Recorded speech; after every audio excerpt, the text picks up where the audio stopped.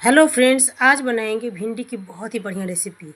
तो सब्जी वही होती है भिंडी की, मसाले भी वही और बनाने वाले भी वही।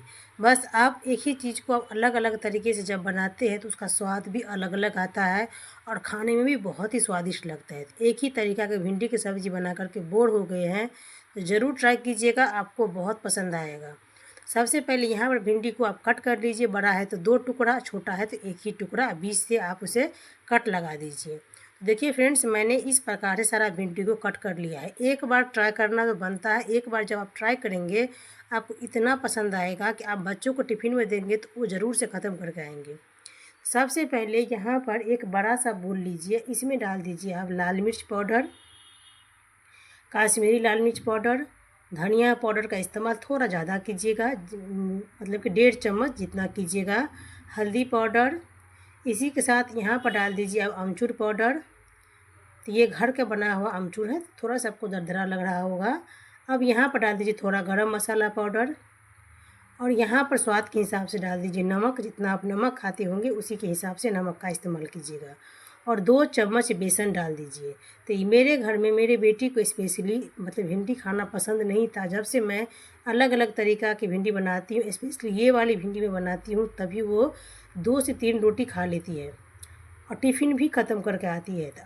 यहाँ पर सबसे पहले हम लोग भिंडी को सारा बेसन में डाल देंगे और इसे अच्छी तरीक़ा से कोट कर देंगे। ये देखिए, अब चलती हूँ गैस के तरफ। तो यहाँ पर लीजिए 2 चम्मच सरसों के तेल। तो मैं सरसों के तेल में बना रही हूँ। आप डाल दीजिए काला राई और जीरा। 2 से 3 पिंच डाल दीजिए हींग। हींग से बहुत ही बढ़िया फ्लेवर आता है, तो हींग को स्किप नहीं कीजिएगा।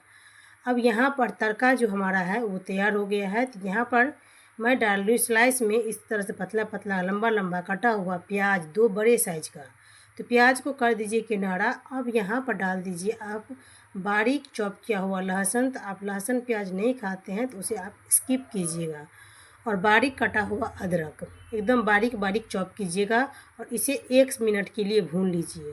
तो हमको बहुत ज़्यादा ओवर कुक सभी चीज़ों को नहीं करना है। अब बारीक कटा हुआ 2 से 3 हरी मिर्च, तीखा के अकॉर्डिंग डालिएगा, जितना आप खाते होंगे उसी के अकॉर्डिंग आप हरी मिर्च का इस्तेमाल कीजिएगा। तो फ्रेंड्स, रेसिपी अच्छी लगी हो, आप लोगों को हेल्पफुल लगी हो तो प्लीज़ सब्सक्राइब करना बिल्कुल भी नहीं भूलिएगा और एक बार ज़रूर ट्राई कीजिएगा मेरे कहने पर।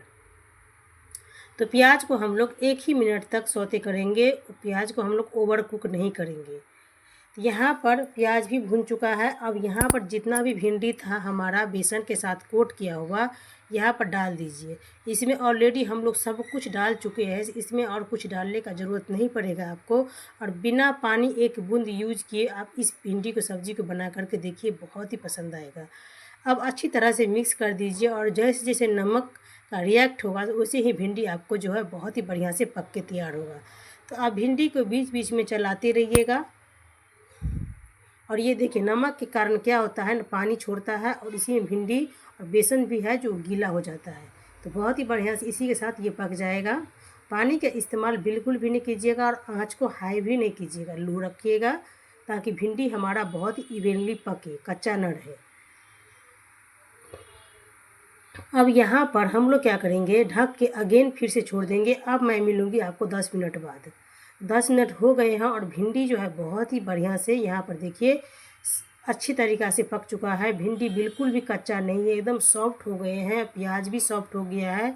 तो इसीलिए मैं बोल रही थी कि प्याज को आप ओवर कुक नहीं कीजिएगा। अब यहाँ पर देखिए सब्ज़ी तो बन चुकी है। अब यहाँ पर डाल दीजिए हरा धनिया। तो ये सूखा हुआ हरा धनिया है, आपके पास फ्रेश हरा धनिया हो तो उसका इस्तेमाल कीजिएगा।